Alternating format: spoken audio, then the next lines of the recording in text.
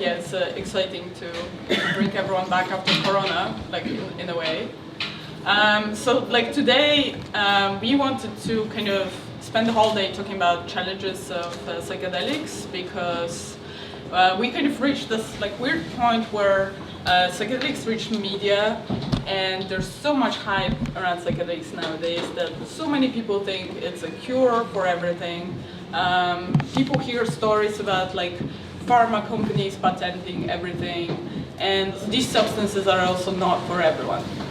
And in some people they have side effects. Those are like challenging therapies, so we kind of have to be mindful that there's a challenging side of it. It's kind of like a shadow side of those therapies, and we want to kind of touch a bit on that, but also see like how we can kind of like work with that shadow side, and how we can kind of like embrace the challenges and kind of like push the kind of like the community and the ideas forward. Have you all, like, do you know all what's psychedelics? Is there a person that doesn't know? Okay, so we're, yeah, perfect. Dan or 20, are you hesitant? I'm not sure what psychedelics are. Do you, so what do you know then? It's something with, you see those 70s patterns or something? So it's kind of like network that controls our organs, makes us behave in an optimal way, makes us being adapted to environment, and kind of keeps us in a feedback loop with the environment. So you get information through your nerves into your body, you get information what's going on in your environment, you get internal information, so for example whether there's enough water in your system, whether there's enough food, enough oxygen, you get all this information to the brain, and then the brain decides what to do. And it's kind of, the brain is told, like now in cognitive science, there's the theory is that the brain is a prediction machine. So the brain takes all the information and then makes a prediction. If I move my hand and do this, this will happen. And then the kind of like that is, and again the feedback, you predict the action and see the correct or incorrect. If it's correct, then you get the feedback that continue doing this, and you start to create models about your reality. If it's not, you get error message, and you need to kind of readapt. You need to do something different. So it's kind of, yeah, like the whole system that works with your environment, internal and external. And we have two branches, which is parasympathetic and sympathetic. And in simplified terms, sympathetic is the branch responsible for activation, so for energy, increase adrenaline, and parasympathetic is responsible for rest. But the parasympathetic is divided into two parts. One is proper rest, being calm, being relaxed, being satisfied. But another side is kind of a bit darker side, which is you are too overwhelmed. You need to rest. You are being forced to rest. You're pushed to rest.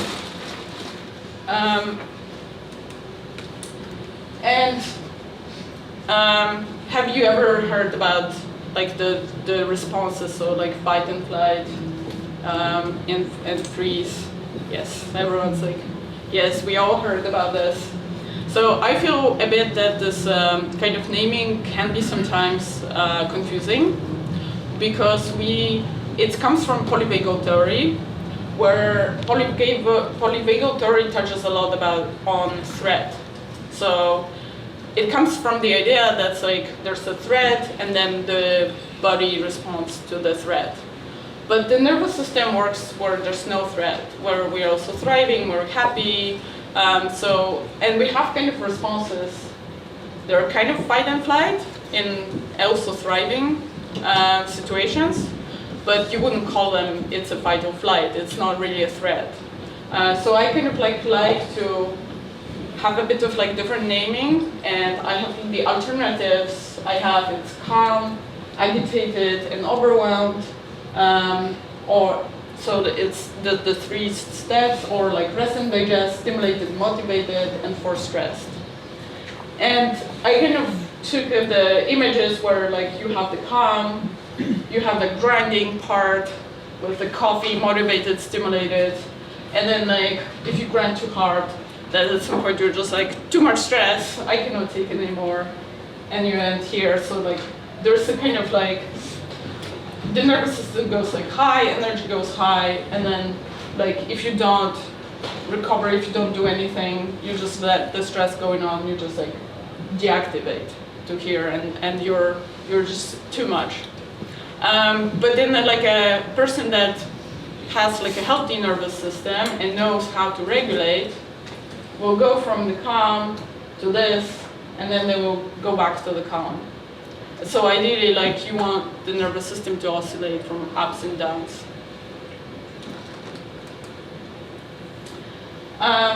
And the nervous system, as I said, it's kind of in alignment with the environment. And what does it mean? So like it reads the information from the environment, and then you have certain responses. And those responses are mostly automatic, and they're designed for you to work optimally. So for example, if there is a threat, you want to act as fast as possible, so there's like an automatic reaction, you either fight or flight. But there are also like internal signals, like being hungry, or for example, a baby being unhappy. It's kind of the baby signaling with the activation, it starts crying, and this is a signal for the parents that they need to soothe the baby. So that's also like how the nervous system works. And like another situation, you're hungry, then you grab your husband and you start cooking your dinner, you're activated, you're happy, it's a good time, but you are in a kind of like higher stress situation. You're not fully calm because you need to move and act.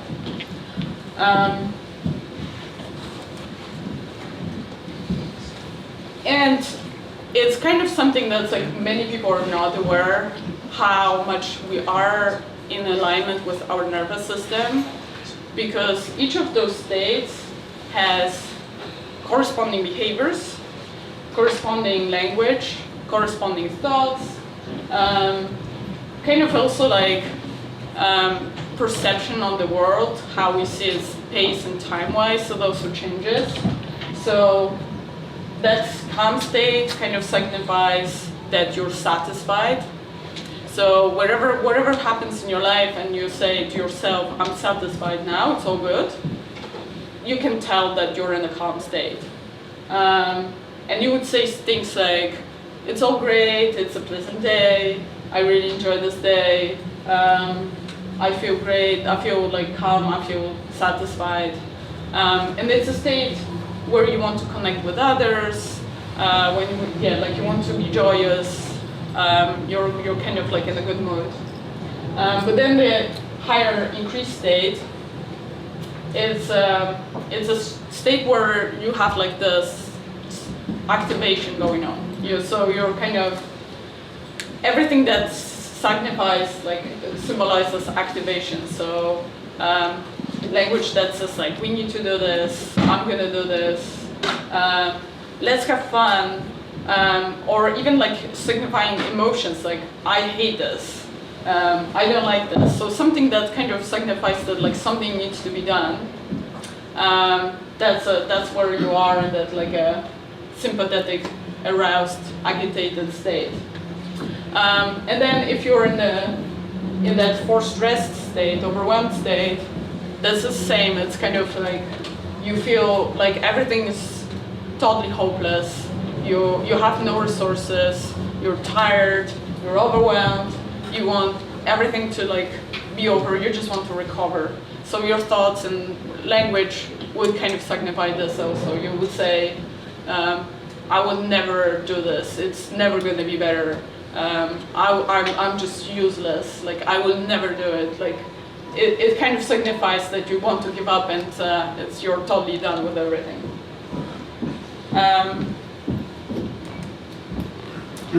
And nervous system regulation. So I want you to share whether you have any techniques for nervous system regulation. Yeah, food maybe. Yeah. Yeah. Venting, stimulant, like to shake it off. Right. Yeah. Perfect. Yeah. Breathing. breathing. So, but there are different techniques of breathing, and with the purpose of like, because we also forget that regulation can be stimulating and relaxing. So do you use it for both? Breath. Out breath. Yeah, long out breath, Mm-hmm. very slow breathing. And you use it for relaxation. I use it for meditation and for journeying. Okay, nice. Yeah, yeah. There was a. I was gonna say the breathing also to slow Right. down. Yeah. And you also use it for calming and relaxing. Yeah, or especially after workouts or things like that. Okay, yeah, perfect, yeah. And also, yeah, after workout, that's a great example of nervous system regulation, because the big part of it is that for the system to work properly, where you have this like activation and then recovery to the calm state, occasionally we need to actually do it like consciously. So the workout is you put your energy high, and then you actually need to do something to relax. Like if you don't, you might stay a bit like too high, like high energy, and maybe you'll be more tired. But if you recover, if you actively do something, you'll probably have like a more efficient workout eventually. Yeah. Like standing up and like lifting knees and touching the other knee to upregulate. To high input stimulate. Nice. So how do you do this? You're just Like you can lift your knee and get the oh, blood nice. flow. Nice, nice. Okay. Anyone? I think best English term would be overviewing, like mentally taking a step back. It's pretty simple. You just close your eyes and you try to feel into your body. You usually start from the feet going up to see if something is really wrong or not. Very helpful when you're tripping. Yeah. That's also perfect because it's just like really scanning the body and reviewing what's going on. Or you in your mind you're too stressed about something and then you figure out everything's basically okay. You don't have to freak out. Yeah. It's not work. Yeah, nice, perfect. So you're just scanning and it's like, it's all fine with the body and. When you do that physically, at some point you can also do it mentally. For example, you're too deeply stressed, you take mentally a step back, take a look at your situation, what you're thinking about, why you are. What is the stressing factor, and if the stressing factor is actually really there, or is it just something in your mind? Right, yeah, that's a perfect example, yes, that's very nice. I always forget that when I use such technique on my journeys, it's actually also applicable to everyday life. Is to ask my feelings, why I feel so, what is the reason for it, and maybe I can work about it to make it better. But like not to block the feelings, not to stop it, because the more you block it, the worse it will become, and very soon. So I learned on my journeys to always check it and deal with it. Yeah, and how did you learn? I guess it's like some kind of inner feeling that I just let it like be, and to not fight, actually to accept it, like and feel and like, to trust it. To believe what I see as if I need it, like, or what I feel is needed. Nice. So you kind of like for you was the fact that you said you need it was helpful. I guess to accept it, to not fight it, to feel it more. Nice. Cool. You can go to the dark side and staying too long in bed because you're so overwhelmed and you just freeze. Which is as a psychologist, I work with these kind of things. It's happened to me and it happens to a lot of depressed people. It's also nervous system regulation. Yeah. Person. So you're saying that you would recommend for the person to stay. No, but right. it's something that I automatically can happen when you are in such an overwhelmed state that it can become a survival instinct, but it becomes the automatic. Yeah. Instead of looking for work, calm and just oscillating between these, it just stays at that point and it can become something worse at the time and become a pattern. Yeah. Yeah, the kind of the forced stress or overwhelm stage is the most tricky because we have this biological need when we're sick to actually withdraw from the group, from everyone else. It's kind of an evolutionary thing where like you don't know what's going on, you don't want to share the illness with others. So there's a biological need to actually hide. But if you're depressed, if it's just from stress, then you should do the opposite. You should seek help from others, and you should kind of try to activate your nervous system and kind of get yourself out of the loop. Yeah, very good. Thank you. Yeah? What about cold exposure or ice baths? Because I'm thinking that also creates some kind of stress. Might be good as well, but it regulates the nervous system, right? Yeah, it does. It stimulates. It's kind of sometimes for depressed people, probably not very depressed, but like mildly depressed, could be helpful to just wake up and have a cold shower. Yeah. Okay.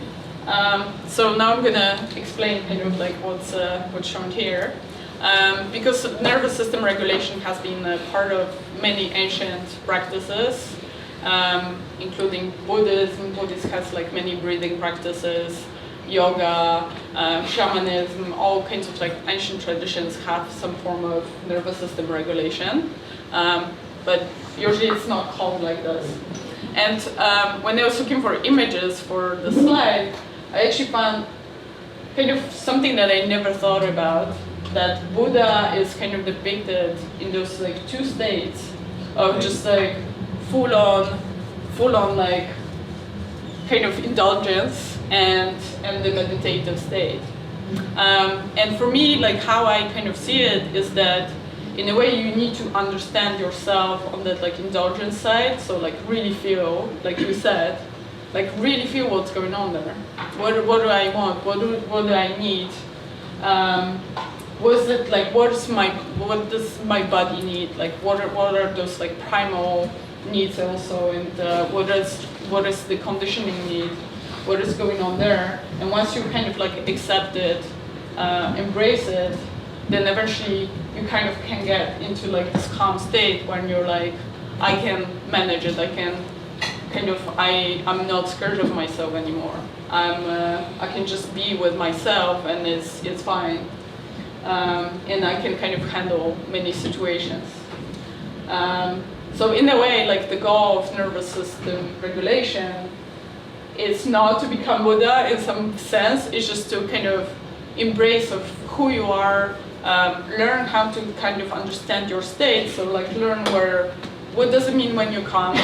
What does it mean when you're stressed? What does it mean when you're overly stressed? Where's your threshold? When you're overwhelmed, which things make you overwhelmed? And how to kind of like switch from high stress to calm, how to kind of have like, what's your recovery process? Like, do you have moments of rest? How do you recover? How do you kind of embrace emotions? Like, maybe you need to go to therapist if it's too difficult for you, if there's things that are like too tricky to deal with it on your own.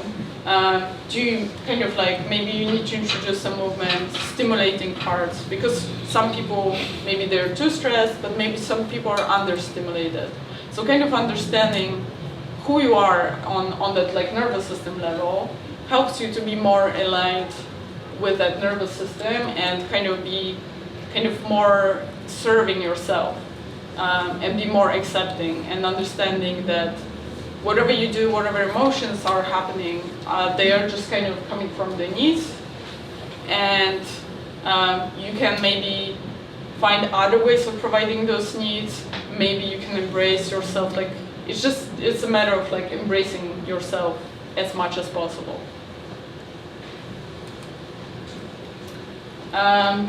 So yeah, we kind of talked a lot already, like you shared lots of ideas on how to regulate your nervous system, and I just want to sum up, yeah, like understanding what you want to do, or understanding what's going on, and whether you need lots of energy for that task or little, and how to get there yourself. It's kind of the basics of nervous system regulation. So for example, if you have to run, you obviously need to get loads of energy. If you have a task where you need to work in front of your computer for a long time, you kind of have to get into stimulated state too, but also like take times to recover, because at some point you'll get overwhelmed. So understanding that you need time for recovery, and when and which activities make you stress, this is kind of like the basics. And knowing the tools. So like the problem is that the tools are kind of not universal. Like every person has their own tools and something that works for them. Some people like breathing, some people like touching the knees. Yeah, every person kind of has their own preferred stuff. Like maybe for you it's like the easiest to take cold shower. Yeah, everyone has their preferences. So experimenting and finding a way of kind of like how to regulate this is the way to go. And maybe I just add one thing is to kind of like make you understand this topic a little bit also. Lots of people struggle with procrastination, and that's like a really nice example, because some people, for example, they sit in front of their laptop and they're like, I have to do this important task, but there's nothing. I just cannot do it, and you go on Facebook or Instagram and just scroll. And then kind of like this, if the emptiness and like if you have negative thoughts, that signifies overwhelm. So it's a kind of like a call for you to be like, I need to do something instead of scrolling. I'm either understimulated or overstimulated. Figuring out which one of these is. If you're understimulated, go outside, move, maybe eat something.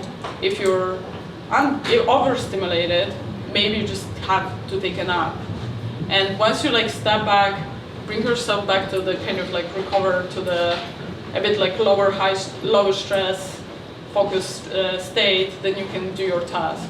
But trying to push yourself when you're not there, it's not gonna work. Like there's no way. It's just you're fighting against your own biology.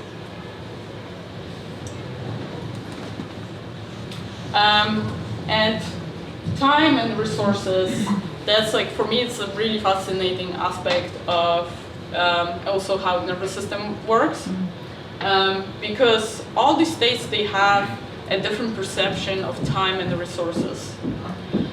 So in the calm state, your perception is that you have loads of resources, that loads of stuff is possible, you don't have to worry, you're satisfied, it's all good, abundance everywhere, you're happy. And it kind of the time is also slower, it's like there's no rushing, so it's all happening naturally, kind of in the flow, and you feel great. But the more the stress increases, the resources and the time, they change.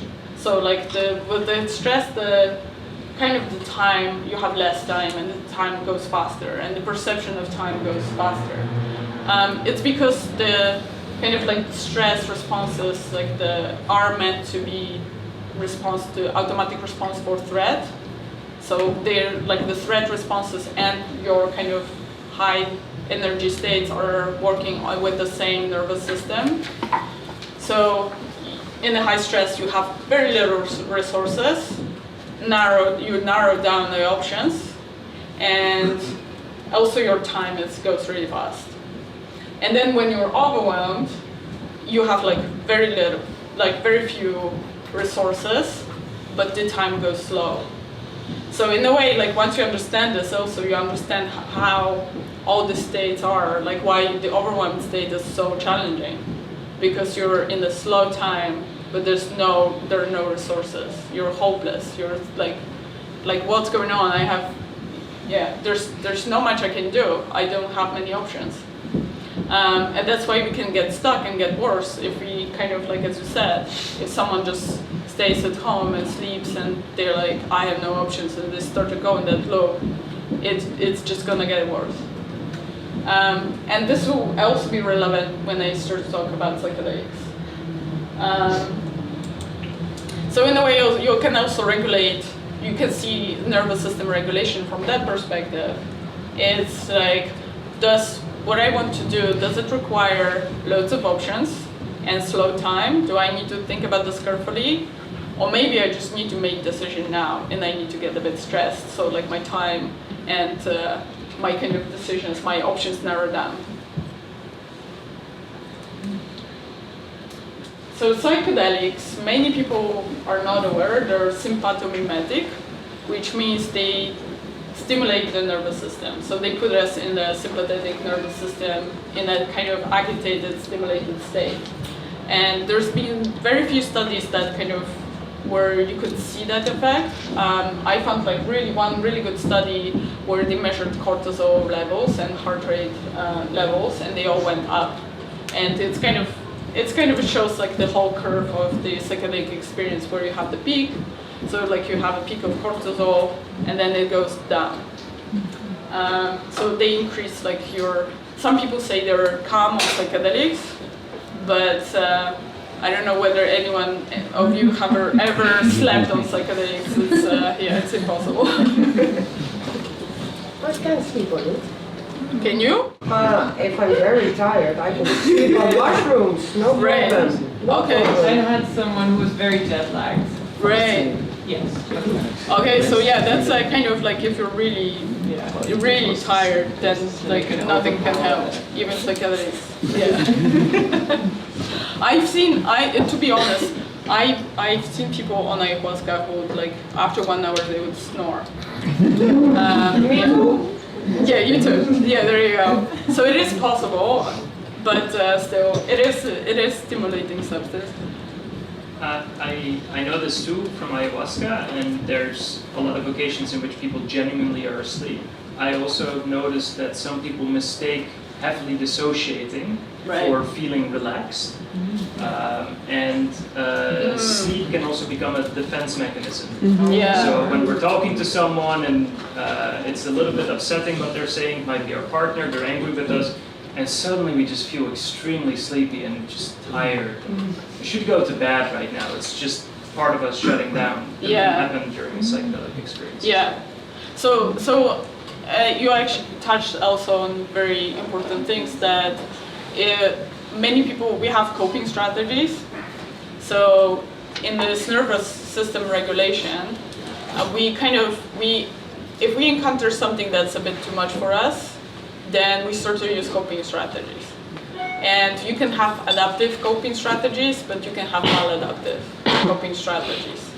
So maladaptive coping strategy could be, there's so much stress, I cannot deal with it, I'm just gonna have a drink. And I'll have another one, and then I will still have drinks every day because I cannot sleep without alcohol. I don't know how to relax to sleep. There could be so many other maladaptive coping strategies. Adaptive, kind of more constructive strategy would be, I had a really stressful day, I feel really agitated, but I need to sleep. I'm just gonna spend some time doing slow breathing, relaxing my muscles, and maybe like dimming the lights and just having like a really nice time. And Dan mentioned dissociation. So dissociation's it's a coping strategy, but it's a coping strategy of the nervous system where things go so bad that you just don't want, it's better for you not to be aware of what's going on. So that happens in traumatic experiences where your nervous system is noticing that there's so much stress that you cannot it's going to be too much for you. And it just disconnects you and you kind of zone out. And you can, to the point that you can zone out so much that sometimes people hallucinate while they're sober.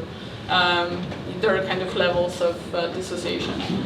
So yeah, as Dan said, it's possible that people on ayahuasca, the experience is so intense that they just zone out and they fall asleep. They just go in a full shutdown mode. And I will talk a bit more about this later too. So psychedelics and default mode network. Loads of people heard about default mode network, and there's a kind of common idea that psychedelics decrease the function of the default mode network, which in some way it's true, but it's not also like an entire story. And the entire story is quite important, because default mode network is just a network of parts of the brain. And it's kind of like in people who are depressed, they have lower global activation, so like the parts of the brain are not working like fully, kind of like they're not working super strongly, but the parts that are responsible for rumination and being in a thought loop, they are strengthened and they are working stronger than in a person that's not depressed.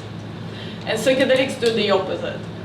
So they increase the connectivity between the parts of the default mode network, but they decrease the connection between the rumination parts. So they're actually like really interesting substance, because this is like where the uniqueness of the substance comes in.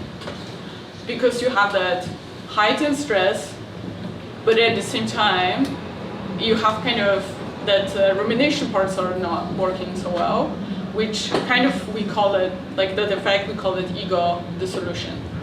So you're kind of less controlling of what's going on.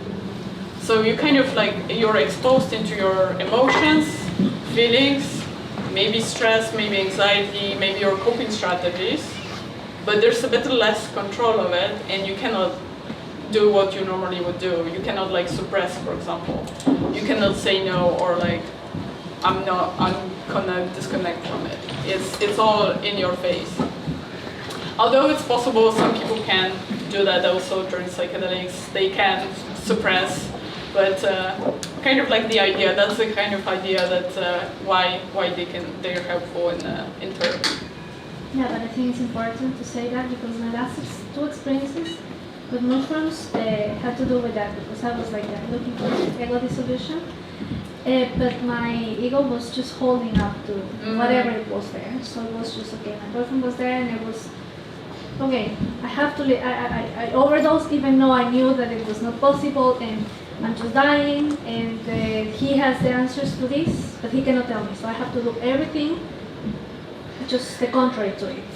So it got really messy, but it was, afterwards I realized that my defense mechanisms are so high that even though with a heavy dose of mushrooms are still really working. The last time was also, I started in this loop in where I could hear my voice, just like you were saying before, like, you're not worth it, you are not going to be able to do this the whole time. Let him feel, you cannot go out of it, you have to wait it up.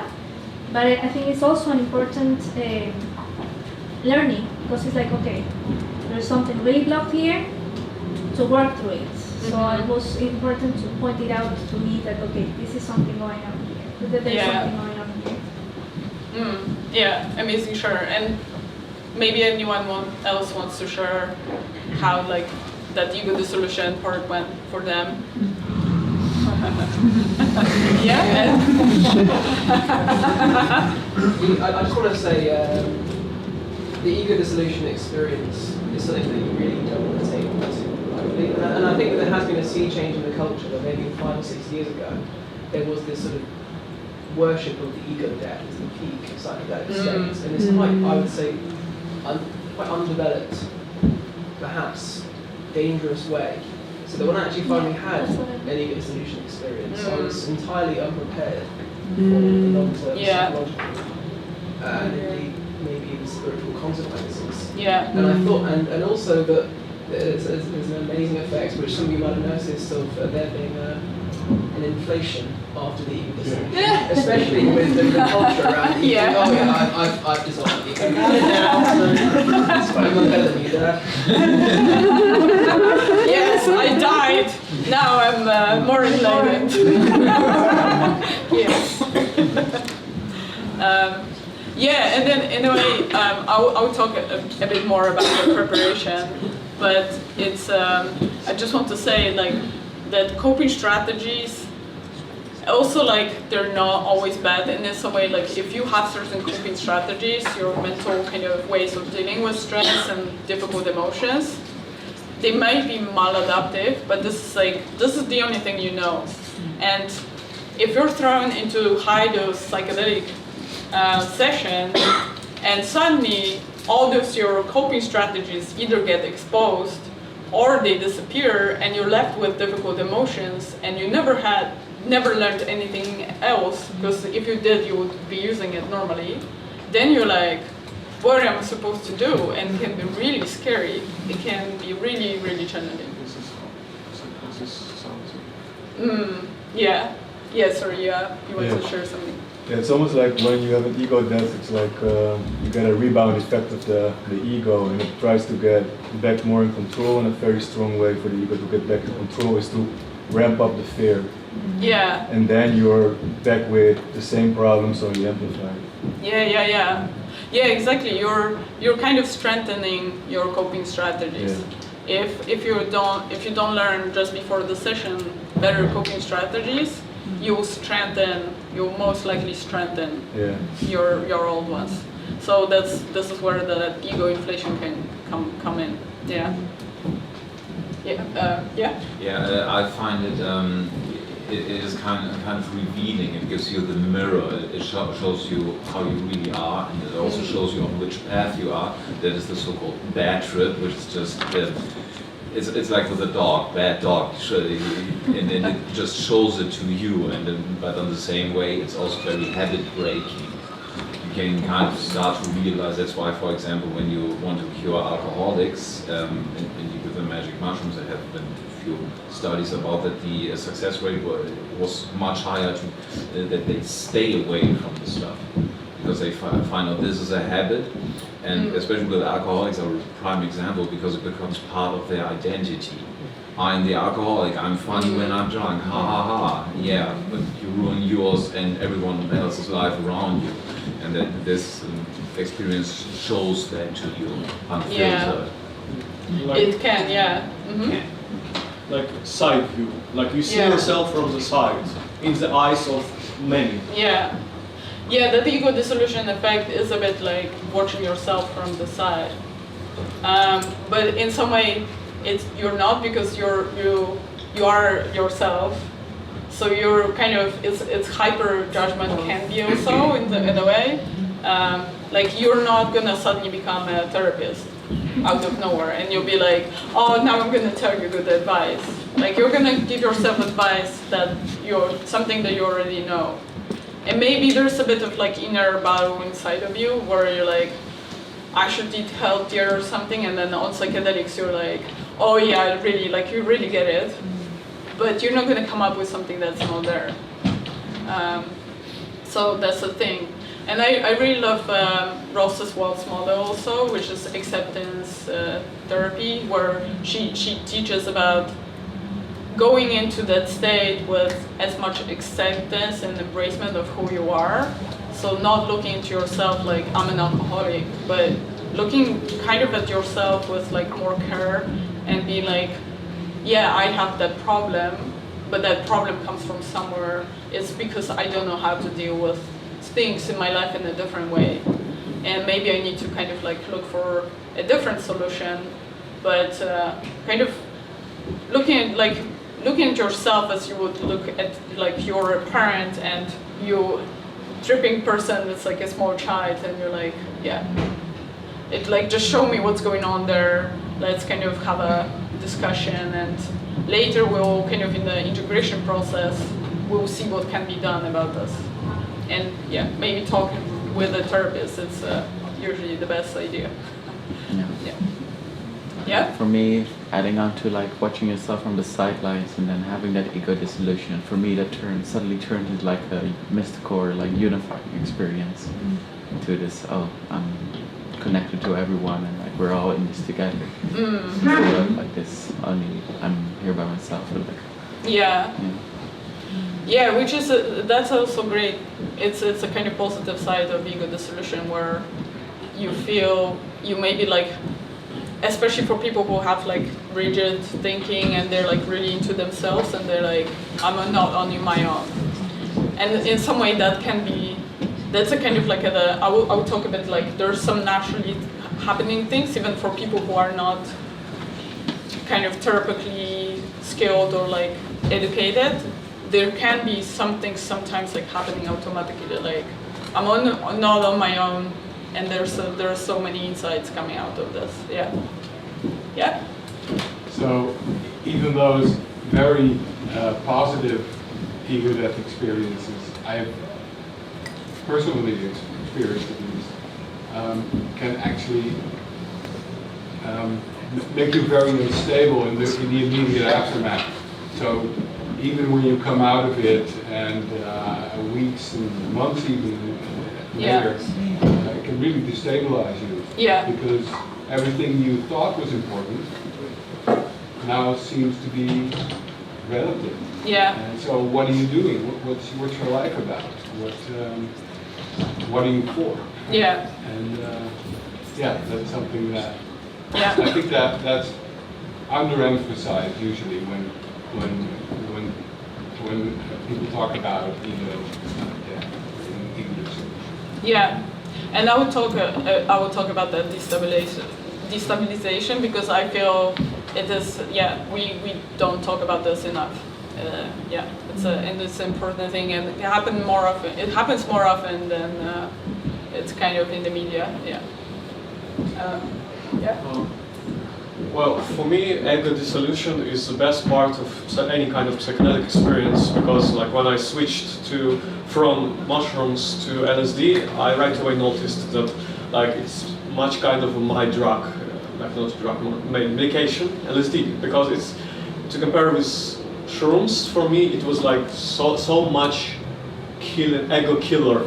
Like to see the reality, the so-called ultimate reality in such clear light, and that I didn't even have a choice to accept it or not, because if I would not accept it, I would have a terrible trip. And it's like, for me it was just like, okay, it's like clear as day. Even if it maybe just like dreams or feelings or like whatever I imagine, at least I can feel that it's something good for me, because I heard a lot of good stuff from people about psychedelics in the past. And I was always eager to try it, like to find out who I am and why I kind of suffer in my life. I felt like I was lonely most of my life. I didn't know what's the problem, what's the issue, and then like thanks God to LSD, like just it helped me to see the perspective from the other side, as if I would die right in the moment, and see myself from the other perspective of a different mind. To find out that I can live better, I can change something, and have more energy, just like out of nowhere, like an idea would appear every time. So yeah. So I just want to add to this that I also see psychedelics a bit like as a temporary homeostasis disruptor. So in a way, that's kind of what you described, that like our systems tend to go into like a bit rigid state, like we want to have some openings for flexibility, but our bodies want to be in homeostasis. So we want to have comfort all the time, and we don't want to change because it's you need to put loads of energy in that. And usually in a sober state, we hardly ever have moments where that like openings are happening. You just want to repeat the same things if they kind of bring you success. But the psychedelics are a bit like a homeostasis disruptor, and suddenly you open up and you're like, what is working in my life, what's not? So it's a kind of, they give like a window of opportunity to see how I can improve and bring myself into better homeostasis. Sorry, you wanted... From a more practical way of looking at it, maybe a different angle, repeated exposure to ego dissolution does help, and it changes completely the way that you deal with that kind of experience. So, of course, it's not very practical to do very high doses of psilocybin or LSD, but if you, for example, smoke DMT, a very short trip, and it's a complete blast off with immediate ego dissolution, which is incredibly scary, anxiety-inducing. You really have to force yourself to let go. And by doing that over and over and over again, you have that continued exposure. And at a certain point, you come to a point where you're like, hey, I'm okay with this. Because you are reduced to the core of yourself. You feel yourself being stripped away, but in very rapid progression. Taking those experiences into a psychedelic voyage, like mushroom or LSD voyage, it's much easier to be okay with what's happening at that moment in time. So that's like a different angle to. I will say that repeated exposure very often can be problematic. Yes, so the bounding back into yourself and picking the pieces back up, that's the part where it's very functional. I would say more about this because we also have different sensitivities, and for example, a person that starts maybe a bit from an overwhelmed state, and for them the psychedelic has antidepressant effect, so brings them back into like higher energy state. Maybe for them occasional repeated exposure will eventually put them in a state where they feel fine, but there's so many risks there also. Repeated exposure can lead you too much overstimulation.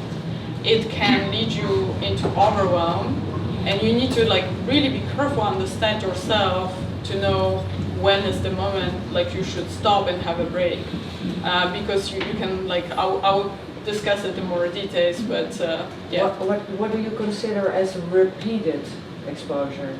In which amount we're talking about? It's in some way it's individual, but I would say like you need, after every session, you need a certain period of stabilization and to make sure that it's all integrated. So I would say like, I don't know, like the reasonable period will be half a year, especially after half dose, which maybe for some people it's too much, for some people it's not enough. So it's hard to find a like average period. For all the substances? I would say for all, but it also depends on the dose. So if you microdose, obviously you don't have to microdose every half a year. But if you take like very high dose, if kind of like someone's like not very in touch with their nervous system and doesn't understand when you're too high or too low, I would say caution, take a few months off. If someone's more in touch and they understand like what's going on, maybe they don't have to wait in like so many months. But it's a very risky area in a way. Do you want to add something? There's a person that I know that was exposing themselves quite a lot, very experienced psychonauts, had one too many DMT moments and has been in derealization for over a year now.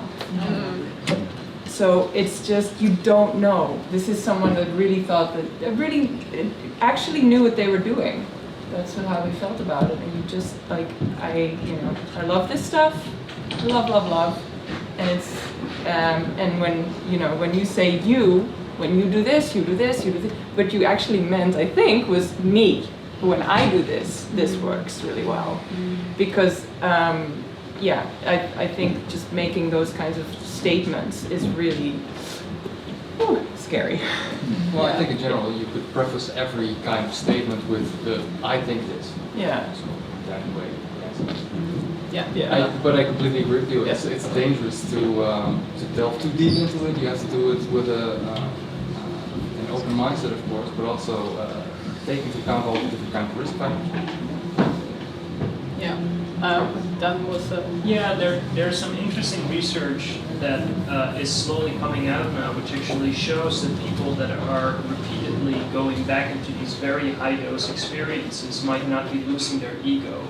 They might actually build new structures of egoic self that pretend that they're very comfortable with this. And one thing that is interesting is that this might actually explain why so many shamans are so incredibly adept at drinking ayahuasca and at the same time holding space. So I'm not saying that process is necessarily good or bad, but I would caution people to not trick themselves too much and this is true non-dual awareness or my ego is gone. It might also be a defense reaction, because we have these protectors for a reason, right? If there's a part of us that is afraid, it's not always wise to punch through. We might also ask, why are you afraid? And when we repeatedly punch through protectors, they might learn how to evade the punch and actually build themselves up in a different place. But now they're less visible. So we think I'm enlightened and I'm no longer afraid and I have these beautiful experiences. But actually what is happening is we're building a new sense of self that is even more difficult to now truly relax into. You could also look at it in a way that there is brain development occurring, and this is perhaps brain development that is natural to humans. Would you call that good? I'm not necessarily calling it good or bad. I think that doing those kind of, using these kind of medicines, they do indeed create this kind of egoic structures. But are they true egoic structures, or is this kind of brain development that there is a precedent for in human evolution? And maybe research we shows don't it's know actually enough egoic in structures. using the same kind of terms that we were supposed to use. And isn't it the goal to get through the traumas? Because every journey is kind of like a way to get through a trauma, and so after that way you kind of evolve as a consciousness into something more. I want to make sure we're not derailing from the original. Right. And I'm very happy to have this conversation during my presentation. Yes. Oh yeah, perfect, yes. Do you want to add something, Camille? Yeah, I guess what's coming up for me in the last bit of listening to everyone is just that there's such an individualist lens that we're often looking at these whole experiences through in the Western psychedelic movement, right? In the sense of my individual traumas, my ego. Healing is relational. Yes. And for most traditional and indigenous cultures, they were using these medicines as a relational, world-building, contextualizing It's always in experience. community. Right? So when you go into this experiences thinking it's about me and my ego and my trauma, there's actually a whole relational component that's being completely missed, that's just feeding into the hyper-individualism of Western colonial culture. And so there's a whole narrow view of a lot of how these medicines are being explored in the West currently. And when you come to talk about integration and the embodiment piece, what I find interesting is, if people did advocate, as you are, for maybe 6 months of doing lots of nervous system repatterning, you might actually be able to have very different relational experiences and behavior change with people that then integrates the lessons that come in those experiences and put them into daily action. And that's a lot of what I don't see happening in the movement currently. So, I'd like to add something, because you were also commenting about, for example, the shaman exposed all the time and being able to hold in space for the people. And Western and taking all these things to ourselves in this kind of medicine, kind of therapeutic spaces. But also what happens with the shamans, what happens with the maestros ayahuasqueros. I come from culture that is more connected with that, and now I'm working in my organization with one of them, and it's like from time to time he needs to take a rest as well, because it's not this enlightenment that is always like, okay, I can control the medicine, I can control the ayahuasca, and I have all these kind of mechanisms to cope, but at some point you absorb, you are connected with so much energy, with so many different people. And I think it's also important to realize that that also has an effect, and as you were saying, community is really important. It can be really healing, but if you are not in a right state of mind, or if you're not really, you're not going to be always at your peak. But if you have some things in control, a lot of things can be derailed as well. Yeah. Do you want to add something, because you were raising it? Yeah, I think I wanted to say a little bit the same, that I think a lot of problems have to do with attachment as well, and a lot of people look into psychedelics as a way to deal with their traumas, but I think psychedelics are an amplifier of certain things, but not the solution to everything. And I think a lot of boxes can be ticked by just living life according to be a human. And to be a human is to be connected. And to take psychedelics only by yourself is actually reinforcing a certain controlling mechanism, like I'm creating the space individually as an individual, so I hold the control of what I'm going through. And sometimes it's actually to give away the control, to be vulnerable with another person instead of only focusing on yourself. Yeah. Yeah, nice. That's kind of like a relational aspect is super important, even for both preparation and the experience and integration, because you may feel like you're healing big time, but then you come back to kind of like the community that's not supportive, and you'll be depressed very quickly again. So yeah, it's kind of like the need to connect in a supportive way with others. It's a basic need, and it's kind of like our nervous system asks for it too. We need to be comforted. Yeah. We touched on that, and I thought we might get there. It's a bit, yeah, for the integration part, yeah. If you want to do it from a Western lens, co-regulation. Yeah, co-regulation, yes, it's very important. In a way, like I hoping that Dan will also cover it. I wanted to kind of, yeah. Will you? I focus mainly on relational integration. Okay, yeah, exactly. So I kind of wanted to show a bit like more perspective from the what's going on in your body, but it's an extremely important part, yeah. That's one last thing with ego dissolution and ego death. I guess it's also important to have like a definition of what we mean with death, because it's like, yeah, what does ego death mean? What does ego dissolution mean? And for me, like psychedelic experiences, I've had like crazy high amount of doses, but most of the time it's like showing me a way how I could live life and enjoy life in a sense. You know, also kept having that feeling, even when I was sober, that okay, I might die tomorrow or I might die this week. It was like scary, but it was also like, no, I really enjoyed today and I did everything I wanted today. So if I don't wake up tomorrow, it's fine. And then you wake up again, and then it's like, oh, yeah, I can enjoy another day. And therefore, it's also like you're also dying. But then, what do we mean with that? Yeah, so it can be helpful. Yeah, I would take your. Yeah, you wanted to ask. You were talking before about the state homeostasis or something like that. Sorry, the homeostasis. It was. Homeostasis. What is that? I don't know. So yeah, the homeostasis is where your kind of like your body and nervous system, they want to be in a similar state. Similar. Kind of, yeah, like in some way, like if you experience what you learned, like you experience this as a comfort level, doesn't mean that it's actual comfort, it's your individual comfort level.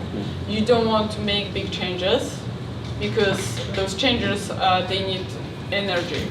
And energy and change are stressful, they may require big moves and stuff. Like your whole system doesn't want to change that much. It wants you to be the same, more or less, because yeah, just to save energy. So in a way, it's like part of homeostasis. It's also like if you're hungry, then your body's like there's a lack of something, and we need to get food to go back to homeostasis. It's the same, like the kind of like you need to cover your needs, and like emotional regulation, having good contact with others, that's also like that can be out of homeostasis, and you need that to kind of nourish yourself and go back to homeostasis. Okay, so it's a state of it's your state of being okay, no? It's your state, balance, yeah, like your balance, yeah. Yeah. So yeah, let's move on. So yeah, common practices, like we kind of discussed a little bit on that. Like many people already know some nervous system regulation practices, and they use it during the psychedelic experience.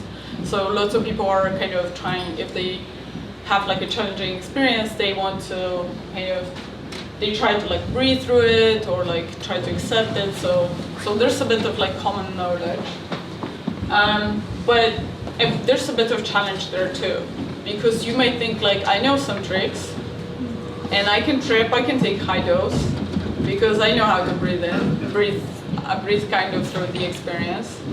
But then like your default mode network goes changes, and your ego kind of changes, and then maybe you have less control, and your state, everything becomes intense. You sort of feel anxious, and then you're like, I'm gonna start to breathe through this, but then it doesn't work, and then you're like trying to breathe harder. It gets it gets more intense and intense.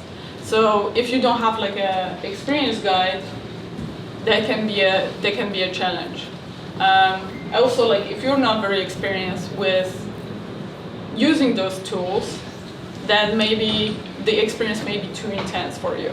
So in a way, it's kind of like nervous system regulation is a skill, and if you you learn to do it, you should start with like very kind of low level intensity feelings and emotions and see what works for you, not just throw yourself into like deep water of psychedelic experience where everything can be super intense, happening at the same time, and you just don't know how to deal with it. It's just too like chaos and it just can't be too much for you.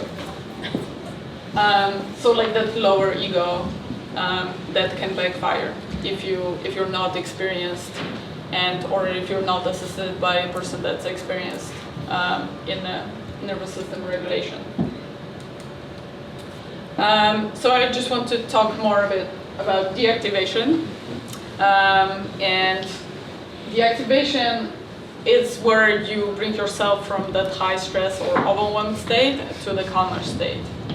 And psychedelics are interesting because sometimes because that ego lowering effect, your body is just doing this automatically. Like you kind of give up your control, you get into high stress, and automatically you release it. But it doesn't always happen. And here I kind of like want to show you different ways of releasing, like deactivation. So laughing, yawning, crying, trembling. These are all the ways that your nervous system is trying to deactivate. And it's kind of very common in psychedelic experience that a person has like intense experience and then they start to shake. And they maybe sometimes people think like, I'm really cold now. But it's really like your nervous system is just trying to deactivate. But there's a problem here also, because many people actually suppress and normalize the deactivation processes and mechanism because we're taught that you cannot behave like this. You cannot just like stand and shake suddenly because it's inappropriate, or like start laughing like crazy or something. So they might be ashamed of these behaviors, and maybe it's so suppressed that they're scared to let go. Maybe in the past they were conditioned that their ways of emotional release are wrong, and maybe they have kind of like feelings that I'm not safe, I cannot let go, I need to hide with all those responses. So even sometimes with an experienced facilitator, people struggle to let go and deactivate because there's such a strong idea that I cannot like let go fully. I don't feel fully safe to like let go. Or just they feel like it's all bizarre, I don't want to do it, I'm just gonna fight with it. And it's bad because you need to kind of deactivate after the psychedelic experience, because in that way you're lowering your risk of side effects and kind of post-session problems. You want to bring yourself after intense experience. You don't want to stay in there. You want to bring yourself down to calm state, and it is actually possible to stay there. So like you might get into intense experience and feel loads of anxiety, and then you don't release it, and you just that anxiety like lingers after the experience. It can linger and stay for a really long time. Same if you get so stressed that you get overwhelmed. Maybe you dissociate, so maybe you just so much that you disconnect, and then after the experience, you experience those derealization processes where you just don't feel like reality is real, you don't feel connected to your body, you stop feeling your body, and it's kind of like you're disconnected because there's so much overwhelm going on. So this is kind of like the big risk. If you do not deactivate, you're risking some post-sessions problems. So there's also like this concept where you work with nervous system that you don't want, it kind of like somatic therapists are really kind of like scared of overwhelmed stage, because overwhelmed stage is tricky to get out of, and it's kind of lots of people can get stuck in there. Once you're in that like forced stress overwhelmed stage, and you have no resources and no options, it's really difficult to convince you that it's not like that. So somatic therapists don't want people to get to that stage. They kind of want people to learn how to deal with emotions and feelings on high stress level, but not very intense, because just to kind of prevent that overwhelm. So kind of like the idea is that you learn how to take emotions slowly and then build up that intensity and don't get overwhelmed. But with psychedelics, sometimes things go so fast because you're in that high stress level where time goes really fast, and your options kind of sort of narrow down, and you, like immediately like you're overwhelmed. So occasionally, even for experienced therapists, it's difficult to control it. Yeah. Yeah. So would you say that self-awareness is a really big thing in that, and meditation can help in being more self-aware? So would you say that meditation prior to, like being experienced with meditation prior to using psychedelics would be a good way of starting with psychedelic journeys? To be more self-aware while this is happening. It really depends also, because there are so many types of meditation. Mm-hmm. Yes. And it's more about somatic awareness and being able to stay with different intensities in your body and not kind of disconnect from it. So just being able to embrace what's going on in the body, which there are some types of meditations that work like this. So that could be helpful. I would also say, if you're not very skilled in nervous system regulation and working with like different emotions, don't just jump into ayahuasca experience. Just take it slowly and maybe start like learn how to do it sober, practice some skills, like make sure that you're kind of like fine with it, and then maybe get like into lower doses and look how that works on you. And I do have a guide that's somatically oriented who can kind of help you, that person sees where you are in the high intensity state, and then can help you to deactivate. They can guide you and say like, just do this and like maybe move. I'll kind of give examples of deactivation. So there are like two risky post-session scenarios that can happen if the deactivation doesn't happen. And one is the agitation of the nervous system, and the other is the overwhelm. So if a person doesn't like go to the calm stage during the experience and they kind of stuck in like anxiety and agitation, it can linger. And that state of agitation can be in form of anxiety, paranoia, hypomania, so kind of inflated ego and like thinking like I can do more than you actually can. Being impulsive, more prone to risk, restless, unable to sleep. And it's kind of that state where you're not very in control of what's going on in time. It's narrow. Options are narrow, but you're doing it. And it's not necessarily good for you because you can't relax and calm down and recover. And then another option is overwhelm, where if the experience is too much for you, then you get overwhelmed and you cannot get out of the overwhelm. Sort of if you stayed in that bed and with depression and you just cannot get out of it after the experience, and you might feel exhausted for like months after this. If you feel tired after the experience, it's fine for like a few days, but if it continues for weeks and months, it means you got overwhelmed, your nervous system got overwhelmed and you're stuck in there. So you can have depressive episodes. Occasionally people go into like suicidal ideation, and they just, for them, they kind of connect to this like meaninglessness. Someone mentioned before that you can become so like you can see the meaninglessness of life and connect to that hopelessness, that life kind of it kind of doesn't make sense anymore for you, and you're just like super overwhelmed, and you can become numb.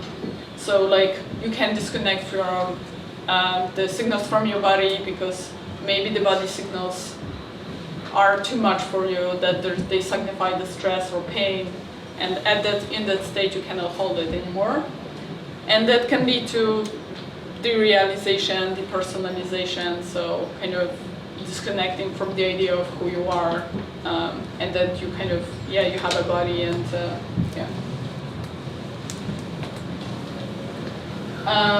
and I believe that certain people are more at risk of kind of those side effects, and it's kind of like no one did research on this, which for me is like really mind-blowing, because this kind of should be important, but we now assume that with the clinical studies that we have certain populations of people. So we have studies for depression, which is just people who are being depressed, and like no one kind of sees how they feel before and after, in the sense of like how did they manage their nervous system before and after. So there's like very little research on that. But my suspicion is that people who don't deal with nervous system regulation that well, and their nervous system regulation skills are not that strong, and they kind of live in it, either like kind of live in the high stress or very overwhelmed stages, they're more prone to those risks. Because, like if you kind of got yourself into the state where you're constantly stressed, then obviously like you don't know how to release, and you don't know how to deactivate, and you will not magically uncover this on psychedelics. What can happen occasionally is that natural deactivation, where like your ego kind of dissolution will make you like stop controlling, and you will have the deactivation, but that's kind of rare, and it's a risky way to take, and people shouldn't count on that. And then I feel like very often lots of people do count on that. Like people who are depressed, they feel overwhelmed, they think like, I will take psychedelics and maybe I will feel better, and maybe my depression will be gone. Sometimes it happens, sometimes your depression gets deeper.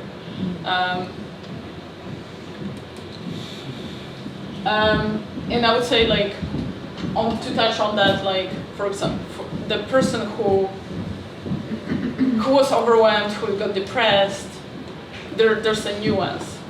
So if you were overwhelmed and depressed before taking psychedelic, and you were counting to get better, and you were counting that psychedelics will get you out of depression, sometimes you don't, sometimes you get deeper into depression, sometimes you actually may get better in some way, you may deactivate, but you may deactivate to high stress. And then if you're a person that lived most of the life with depression and overwhelm, but suddenly you get into that high stress, it can be also very challenging, but because you don't know how to deal with that state, and you don't know how to deactivate to calm state. So suddenly people may feel like, oh, I have loads of energy, I feel better, and it's better than depression because I can do things, but well, maybe now I don't sleep, maybe all this like impulsiveness comes into picture, and maybe you get into this like hypomanic state. So it's also not, it's a kind of like can be very like a false better feeling. You might feel like I feel alive, but maybe you're like very impulsive and you're making decisions that are not good for you. So there's a risk. Yeah, I think it's a thin line. Definitely there's a thin line there, because also feeling that you're worse than the deeper depression, at least I have realized in some people I have worked, that it's just not the realization or the emerging feelings of emotions that you have been repressing. So you don't know how, like if this is all new, of course this is all overwhelming, but after processing it, and that's why integration is really important, you are like, okay, you can understand a couple of months later, like, okay, I felt bad because I was having all these emerging things that I have been not feeling, but were there, just saved in some place. So that's why I think it's really important to integrate and to go like little by little and really take this into this, because sometimes, as you said, it can be an apparent improvement, but also this apparent going down can teach you a lot of lessons. Yes, but then, yes, that's totally, absolutely, like it's an opportunity to get better if you work, for example, with a therapist. Yeah, exactly. But if you're trying to deal with it on your own, then you're very likely that you will end up depressed again, because you're like suddenly high stress, it just goes, stuff gets overwhelming and you end up being depressed. But if you have a therapist working with you in the integration stage, that can kind of, eventually you will like learn how to deactivate and feel more, and yeah, there's like you lower your chances of getting back to the depression. Yeah. And also normalize the expectations. Right? Like people are like, oh, this is supposed to help me and it's not, and now I'm even more hopeless than before. Yeah. Yes, yeah, exactly. That's possible, yeah. Yeah, managing expectations is super important in psychedelic therapy integration, because most of the times, yeah, our mind goes to quick fix. This is supposed to work for me, so yes, I'm going to get all the best of it. And then it's a even more challenging process, because you just, okay, I was hoping to feel all this love for life and love for just waking up, but it's not going to happen, because it can go so different ways. So it's really important to manage expectations when working with psychedelics as well. Absolutely. Yes. Yes, because lots of people do expect really like great outcomes because they read articles and they like, I want my depression to be cured, and yeah. I work with ayahuasca microdosing, and a lot of people I teach also in the program, and it's like, okay, the plant is going to give you what you need. The plant is going to guide you, and that is kind of true, because yes, but you're working with it. Well, most of the times we're forgetting the part that we have to work with these medicines, because it's not like, okay, magically it's just going to alter all your, it's like a boost that's going to happen, but it's not going to change your whole reality if you don't do the work. Yeah, yes, yeah. And you need a guide for that. It's like a relationship between you and the plant, and like you develop it with time. Like it starts to be closer, more trust. Yeah, from my point of view, I think expectation is the killer of everything, because every trip is an individual and it shows you something, and the more open you go to it and just let it happen, the more it shows you what you have to see. And the moment with the dependence, it's with dependence on substances pretty much always the same. You take it to have a certain outcome. You basically predestine your own path, and somehow they are always downwards. And then you depend on it, and because you want to have this good feeling again, and good feelings are basically also what we should not have all the time. We always want to be happy. Yes. At some point you are not happy because your lowest level of happiness is for other people like the best feeling of their life, and for you that is baseline, because you want to have it all the time, and in the end you drain out, and then you have the physiological problems, your hormones drop down and. Yeah. Yeah, exactly, yes. Yeah, not taking this for granted. And the idea that you cannot get addicted to psychedelics is physiologically true. You cannot get addicted to the substance, but to the experience very well. It's the same with video games, gambling, porn, sex.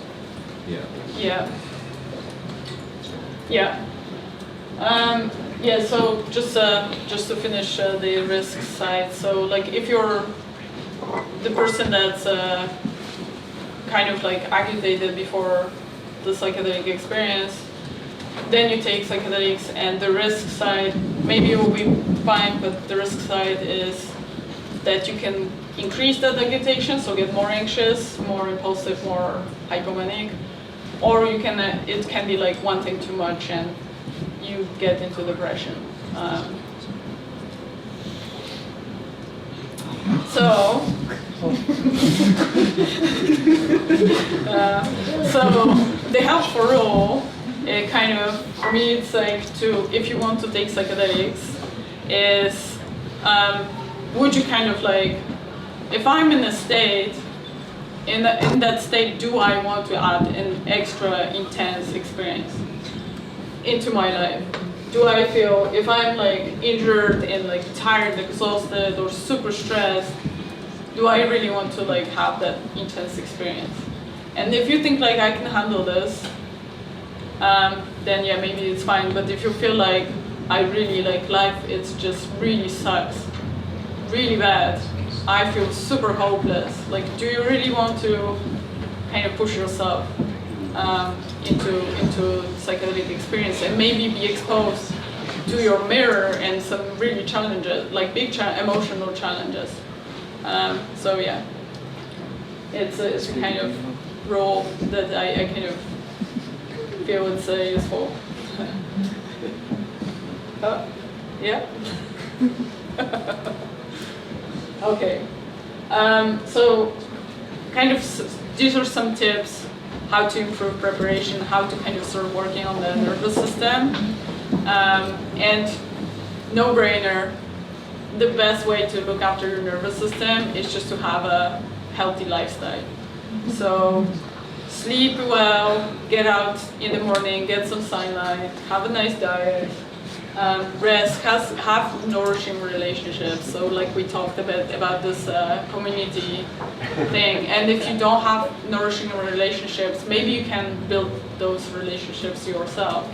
Because we're takers and givers, so you can, if there's nothing to take, maybe you can start kind of from giving and then learn how to take and kind of have both, like find a balance in the kind of relationship side. I would say somatic therapy is great. There are different forms. One of the most popular is somatic experiencing, where you work with a therapist. So there's again that co-regulation element where the therapist can see where you are and they can see whether you can kind of push a bit more, like release, and they can teach you kind of how to deal with your nervous system. There are also amazing resources online. There's one account on Instagram, and that person also has a newsletter. It's called Repairing the Nervous System, and by Jessica McGuire. And she has also like really good YouTube videos where she shows how to connect with difficult emotions and how to somatically release them. Marta, excuse me. You're just right in front. If you can just give me just let me take a picture.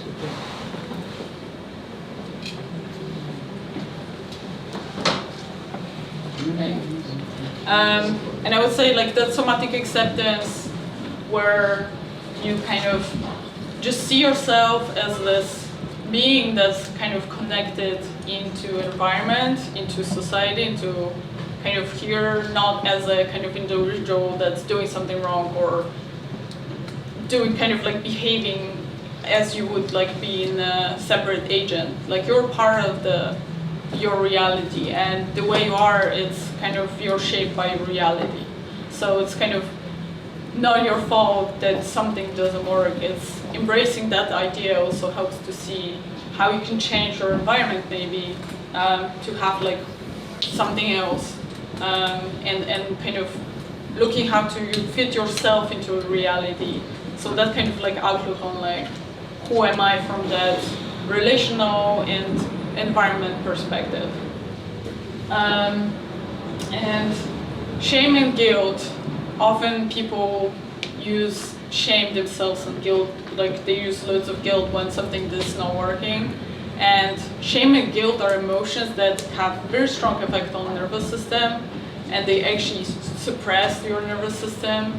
They can create tension, so then it can create more stress.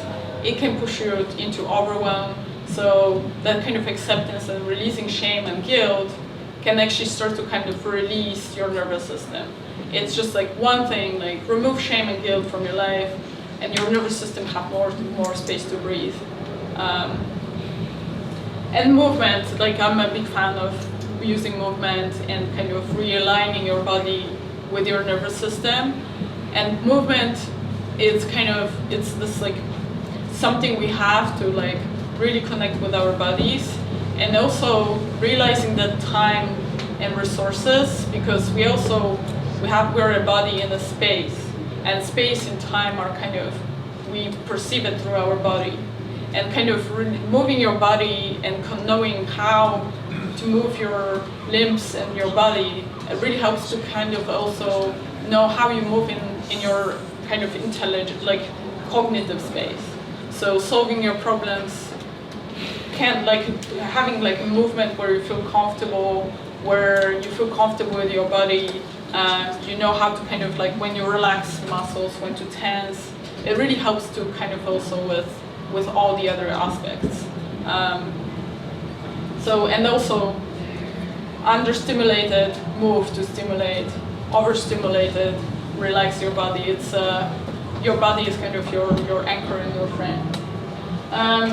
Supplements, I'm kind of like a bit expert in biohacking and preventive medicine. I work for a preventive medicine center, so I work a lot with supplements, and there's now kind of like a common idea that most people are depleted in nutrients because the food is not not nutritional enough, and there are too many pesticides in the soil. We are too stressed, so our digestive system doesn't take nutrients properly. We don't absorb it. So kind of supplements like vitamins B, omega-3, choline, magnesium. These are supplements that improve how your nervous system works.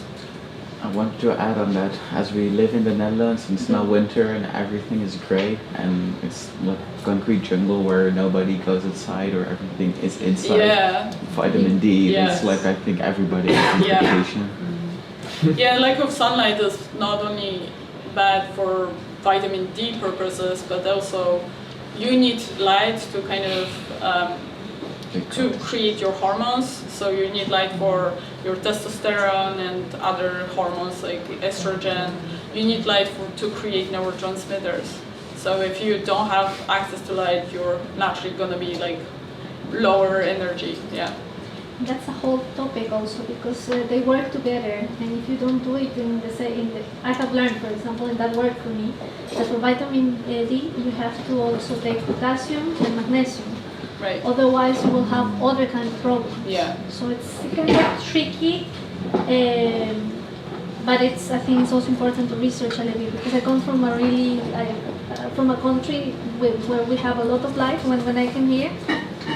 And I didn't even know what was going on, and it's like, okay, check vitamin D, okay. And then also when you go and have a lab about this, one thing is to have the bare minimum to be sufficient enough to work, but also the optimal level. So more focus on the optimal level just to have the minimum. That has helped me in that way, because otherwise it's just you improve one, but the other one is not working, so you have other deficiencies. So it's quite interesting. So I'm kind of noticing everyone's like a bit slowly moving, so I'm nearly done, and I encourage everyone to get some sun and get out. I'm nearly done. So maybe do a medical checkup. Sometimes like blood tests can also help you to uncover some nutrient deficiencies.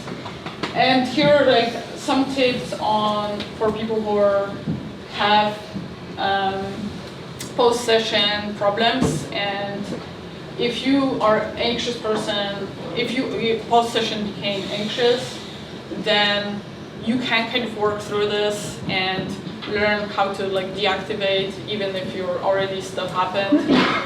So it's kind of similar for preparation, lifestyle, prioritize things that will calm down your nervous system, so slow walks, do not stress yourself, and I would say in that cases cold showers are not a good idea because there's too much stress. Do not exercise big time, just take it slow and kind of do loads of walks in nature and have sunlight, so kind of common sense calming down of the nervous system. Do not take stimulants. zero alcohol for a while, zero like, ideally like just go like sober for a while and try to kind of learn breathing techniques and maybe if it doesn't help, try somatic therapy. For overwhelmed people, it's a bit different. It's more like a strategy that would work for burnout, but that also depends on the scale, because if you're depersonalized, I would say like you need to see a therapist, because it's really difficult to get out of depersonalization on your own. Although one thing that works is reduce anxiety about depersonalization, because anxiety about being in that state, it worsens the state. So that's a thing. And yeah, like lifestyle is kind of same idea. If you're in an overwhelmed state, that's a challenge also. Like if you manage to deactivate it, maybe you'll be back into like more higher stress. So it's a tricky state, and maybe find a person that you can talk to. That getting that relational support is very important in that stage, because it's a tricky state. Yeah.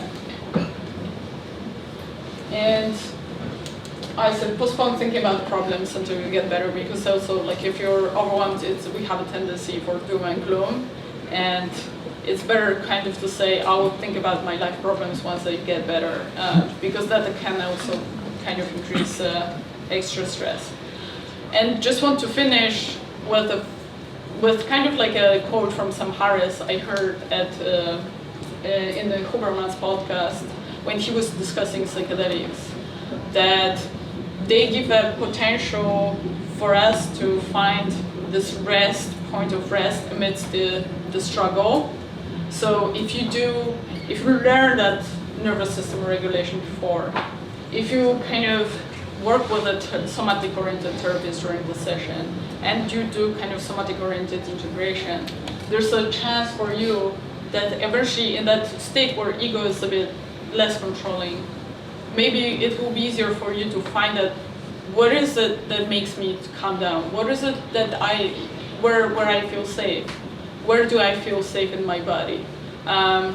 You kind of maybe connect deeper to that feeling, and you'll be able to practice this every day, because you will get more motivated, because you'll be like, this is it. This is that movement or like that breathing technique or something that's really relaxing me. This is where I find myself, in this calmness, peace, and in balance with myself. Yeah, just I don't know whether you want to take a picture, but these are nice resources, the repairing nervous system, and amazing website, Psychedelic Somatic Institute. It's a whole group that works on kind of the idea of introducing somatics into the therapy. And they have loads of resources where you can see videos of people doing psychedelic therapy, but in their way, and they're mind-blowing. They're really, really interesting. Like seeing a person going through that high state and release, it's very interesting. And there's also a podcast called Punk Therapy, where Dan is collaborating with a woman who describes her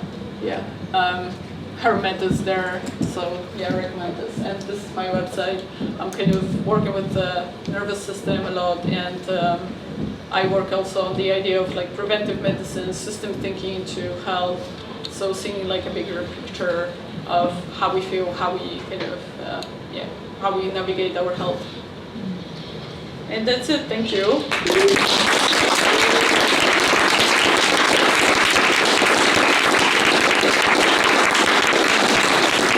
So yeah, get some fresh air and light. Yeah.